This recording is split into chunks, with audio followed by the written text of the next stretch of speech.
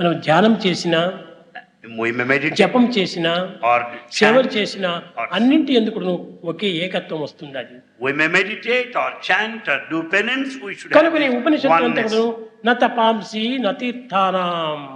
So Upanishad said, no pilgrimage and no penance would help you, న శాస్త్రాన జపానహి. nor sacred textual information. ఇది మనం చేయవలసింది. Is ఈ this- practice లో మనం జపం చేస్తుంటుంటే ఎవరితో మాట్లాడుతున్నా కానీ చేతులు తిరుగుతూనే ఉంటాయి. If you start repeating God's name, holding talisman on hand, simply the beads అయితే rotate. మొట్టమొదట అలాంటి ప్రాక్టీస్ కావాలి. First, however, you need to practice to begin with. సజ్జనం సేవనం వినా. You should serve everybody.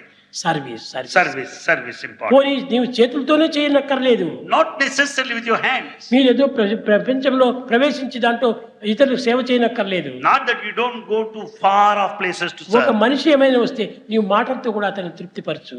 You can satisfy others with your words. ఈ words తో కూడా తృప్తి చేయడం కూడా సేవనే.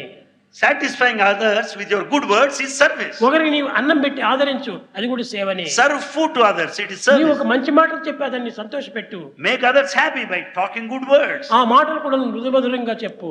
Talk softly and sweetly. అప్పుడే మనకు సేవగా రూపొందుతుంది. And that is true service. చాలా మంది